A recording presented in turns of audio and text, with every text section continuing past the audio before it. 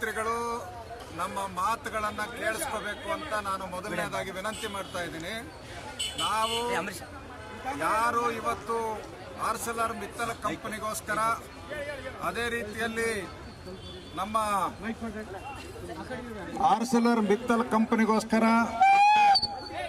ಬ್ರಾಹ್ಮಣಿ ಸ್ಟೀಲ್ಸ್ಗೋಸ್ಕರ, ಅದೇ ರೀತಿಯಲ್ಲಿ NMDCಗೋಸ್ಕರ ಜಮೀನನ್ನು ಕೊಟ್ಟಿರ್ತಕ್ಕಂಥ ಕೊಡ್ತೀನಿ, ಹರಗಿಂಡೋಣಿ, ಜಾನೆಕುಂಟೆ, ವೇಣಿವೀರಾಪುರ, ಕೊಳಗಲ್ಲು, ಎರ್ರಂಗಳಿ ಮತ್ತು ಸಿದ್ದಮ್ಮನಹಳ್ಳಿ ಒಟ್ಟು 7 ಗ್ರಾಮಗಳ ರೈತರು ನಾವಿಲ್ಲಿ ಸೇರಿ ಒಕ್ಕೊರಲಿನಿಂದ ನಾವು ಮುಖ್ಯಮಂತ್ರಿಗಳಲ್ಲಿ ಮನವಿ ಮಾಡ್ತಾ ಇದ್ದೀವಿ. ಒಬ್ಬರಿಬ್ಬರಲ್ಲ, 7 ಗ್ರಾಮಗಳ 13,000 ಎಕರೆ ಜಮೀನನ್ನ ಬಲವಂತವಾಗಿ ಸ್ವಾಧೀನಕ್ಕೆ ಒಳಪಡಿಸಿರ್ತಕ್ಕಂಥ KEBಗೆ ಸಂಬಂಧಪಟ್ಟು ತಮ್ಮಲ್ಲಿ ನಾವು ಮನವಿ ಮಾಡ್ತಾ ಇದ್ವಿ. ನಾವು ಕಳೆದ ನವೆಂಬರ್ 19ನೇ ತಾರೀಕು ನಮ್ಮ ಹಕ್ಕೊತ್ತಾಯಗಳಿಗೆ ಹೋರಾಟಕ್ಕೆ ಮಣಿದು ನಮ್ಮ ಜೊತೆಯಲ್ಲಿ ನೀವು ಮಾತುಕತೆ ಮಾಡಿದಿರಿ, ದಾಖಲಾತಿ ಕೊಡ್ರಿ ಅಂದ್ರಿ. ದಾಖಲಾತಿಗಳನ್ನು ಕೂಡ ನಾವು ದಾಖಲಾತಿ ಕೊಟ್ಟೆವು. ಆದರೆ ಮಾತುಕತೆ ಮಾಡಿ ದಾಖಲಾತಿ ಪಡೆದು 2 ತಿಂಗಳಾದ್ರೂ ಕೂಡ ನಮ್ಮ ಪರಿಸ್ಥಿತಿ ಏನಾಗಿದೆ ಅಂತ ಇಲ್ಲಿವರೆಗೆ ತಾವು ಹೇಳಲಿಲ್ಲ. ತಮ್ಮಲ್ಲಿ ನಾವು ಇವತ್ತು ಇಷ್ಟೂ ಜನ, ಒಬ್ಬರಲ್ಲ ಇಷ್ಟೂ ಜನ 7 ಹಳ್ಳಿಗಳ ಜನ ಇವತ್ತು ಪಾದಯಾತ್ರೆಯಲ್ಲಿ ಬಂದಿದ್ದೀವಿ. ಎಲ್ಲರೂ ಒಟ್ಟಾಗಿ ತಮ್ಮಲ್ಲಿ ನಾವು ಮನವಿ ಮಾಡ್ತಾ ಇದೀವಿ. ಏನಂದ್ರೆ 2 ತಿಂಗಳಿಂದ ನಮ್ಮ ಕತೆ ಏನಾಯ್ತು ಅನ್ನೋದು ನೀವು ಹೇಳಲಿಲ್ಲ. ದಯಮಾಡಿ ಬೇಗನೆ ನಮಗೆ ಏನು ಬಲವಂತವಾಗಿ ಭೂ ಸ್ವಾಧೀನ ಮಾಡಿ ವಂಚನೆಯ ಭೂಬೆಲೆ ಕಟ್ಟಿ ಮೋಸ ಮಾಡಲಾಗಿದೆ, ಅದನ್ನ ರದ್ದು ಮಾಡಿದೀವಿ ಅಥವಾ ಇಲ್ಲ ಅನ್ನುವಂತ ವಿಚಾರವನ್ನ ತಾವು ಬಹಿರಂಗಪಡಿಸಬೇಕು ಅಂತೇಳಿ ನಾನು ಈ ಮೂಲಕ ಮನವಿ ಮಾಡ್ತಾ ಇದ್ದೀನಿ. ಇದೇ ಕಾರಣಕ್ಕೆ ಇವತ್ತು ನಾವು ಪಾದಯಾತ್ರೆ ಮೂಲಕ ಇಲ್ಲಿಗೆ ಬಂದಿದ್ದೀವಿ. ಎರಡನೇದು ಬಹಳ ಮುಖ್ಯವಾಗಿ, ಇವತ್ತು ಒಂದು ಕಡೆಗೆ ಮುಖ್ಯಮಂತ್ರಿಗಳು ನಮ್ಮ ಜೊತೆಯಲ್ಲಿ ಮಾತಾಡಿ ಸಹಾನುಭೂತಿ ತೋರಿಸಿ ನಿಮಗಾಗಿರುವಂತ ಅನ್ಯಾಯ ಏನಾದ್ರೂ ಇದ್ರೆ ನಾನು ಸರಿಪಡಿಸ್ತೀನಿ ಅಂತೇಳಿ ಒಂದು ಕಡೆ ಪ್ರಯತ್ನ ಮಾಡ್ತಾ ಇರುವಾಗಲೇ, ಇನ್ನೊಂದು ಕಡೆಗೆ KIDB ಅವರು ಹಿಂಬಾಗಿಲಿನ ಮೂಲಕ ಇವತ್ತು ಬೇರೆ ಬೇರೆ ಸಣ್ಣ ಸಣ್ಣ ಕೈಗಾರಿಕೆಗಳಿಗೆ ಒಟ್ಟು ಭೂಮಿಯನ್ನು ತುಂಡು ಮಾಡಿ ಮಾರಾಟ ಮಾಡುವಂತ ಕುಕೃತ್ಯಕ್ಕೆ ಇವತ್ತು ಅವರು ಕೈ ಹಾಕಿದ್ದಾರೆ. ಇದನ್ನ ಈ ಕೂಡಲೇ ನಿಲ್ಲಿಸಬೇಕು. KIDB ಏನನ್ನುವಂತ ಒಂದು ನಟೋರಿಯಸ್ ಸಂಸ್ಥೆ ಏನಿದೆ ಅದರ ಉದ್ದಟತನವನ್ನು ತಕ್ಷಣ ನಿಲ್ಲಿಸಬೇಕು ಅಂತೇಳಿ ಮುಖ್ಯಮಂತ್ರಿಗಳನ್ನ ಕೇಳೋದಕ್ಕೆ ನಾವೆಲ್ಲರೂ ಬಂದಿದ್ದೀವಿ. ಹೌದು ತಾನೇ? ಈ 2 ಮುಖ್ಯವಾದಂತಹ ಅಹವಾಲುಗಳನ್ನು ಇಟ್ಕೊಂಡು ಇಲ್ಲಿ ಬಂದಿದ್ದೀವಿ. ಎಲ್ಲ ಸಾರ್ವಜನಿಕರು, ರಾಜ್ಯದ ನಾಗರಿಕರು ಗಮನಿಸಬೇಕು.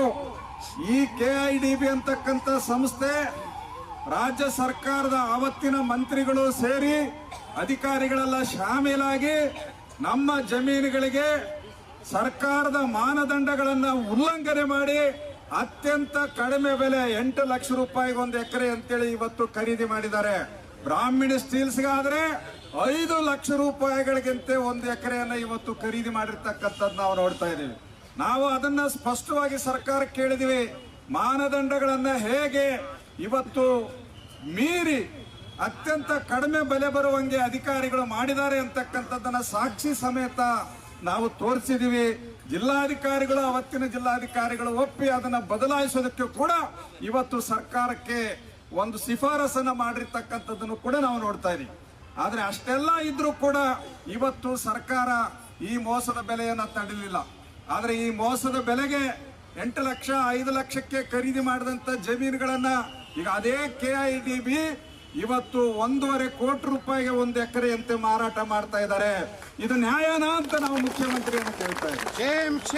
ಏನ್ರಿ 1.5 ಕೋಟಿಗೆ 1 ಎಕರೆ ಮಾರಾಟ ಮಾಡ್ತಾರೆ ಅಂದ್ರೆ, ನಮಗೆ ಜಿಲ್ಲಾ ನ್ಯಾಯಾಲಯ ಸ್ಪಷ್ಟವಾಗಿ ಹೇಳಿದೆ. KIDB ಅವರು ಜಿಲ್ಲಾ ನ್ಯಾಯಾಲಯದ ಮುಂದೆ ಒಪ್ಕೊಂಡಿದ್ದಾರೆ.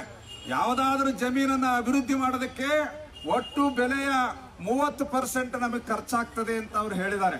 ಸೊ ಹಂಗಾಗಿ 30% ಅವರಿಗೆ ಖರ್ಚನ್ನ ಕಳೆದ್ರೆ, 1.5 ಕೋಟಿಯಲ್ಲಿ 30% ಖರ್ಚು ಕಳೆದ್ರೆ 1,05,00,000 ರೂಪಾಯಿ ಭೂಮಿಯ ಬೆಲೆ ಅಂತದ್ರ ಅರ್ಥ. 1,05,00,000 ಭೂಮಿಯ ಬೆಲೆ 30% ಅಂದ್ರೆ 45 ಲಕ್ಷ ರೂಪಾಯಿ ಮಾತ್ರವೇ. 1,05,00,000 ರೂಪಾಯಿ ಭೂಮಿಯ ಬೆಲೆ ಬಾಳ್ತದೆ ಅಂತ ಹೇಳಿದ್ರೆ, ನಮಗೆ ನೀವು ಕೊಟ್ಟಿದ್ದೆಷ್ಟು ಸ್ವಾಮಿ? 5 ಲಕ್ಷ 8 ಲಕ್ಷ ಕೊಟ್ರಿ ಅಂದ್ರೆ ಎಷ್ಟು ಮೋಸ ಆಗಿದೆ ನಮಗೆ? 1 ಕೋಟಿ ರೂಪಾಯಿನಷ್ಟು ಇವತ್ತು ನಮಗೆ ಮೋಸ ಆಗಿದೆ. ಇದು ನಮ್ಮಂತ ಸಾಮಾನ್ಯ ರೈತರಿಗೆ ಅರ್ಥ ಆಗ್ತಾ ಇದೆ. ರಾಜ್ಯ ಸರ್ಕಾರಕ್ಕೂ ಕೂಡ ಅರ್ಥ ಆಗ್ತದೆ ಅಂತೇಳಿ ನಾವು ಇವತ್ತು ಭಾವಿಸಿದ್ದೇವೆ. ಆದ್ರಿಂದ ರಾಜ್ಯ ಸರ್ಕಾರ ಇಷ್ಟು ದೊಡ್ಡ ಪ್ರಮಾಣದಲ್ಲಿ ಎಕರೆಗೆ 1 ಕೋಟಿ ರೂಪಾಯಿ ಅಂದ್ರೆ 13,000 ಎಕರೆಗೆ 3 ಕಂಪನಿಗಳಿಗೆ ಎಷ್ಟಾಗುತ್ತೆ? 13,000 ಕೋಟಿ, 1.5 ಕೋಟಿ ರೂಪಾಯಿದಂಗೆ 1 ಎಕರೆ ಅಂತೇಳಿ ಇವತ್ತೇನೋ ಅವ್ರು ಫಿಕ್ಸ್ ಮಾಡಿದ್ದಾರೆ. ಅದ್ರ ಪ್ರಕಾರ ಲೆಕ್ಕ ಹಾಕಿದ್ರೆ 20,000 ಕೋಟಿ ರೂಪಾಯಿ ಇವತ್ತು ನಷ್ಟ ಆಗಿದೆ. ಇದೊಂದು ದೊಡ್ಡ ಹಗರಣ. ಈ ಹಗರಣವನ್ನ ತನಿಖೆ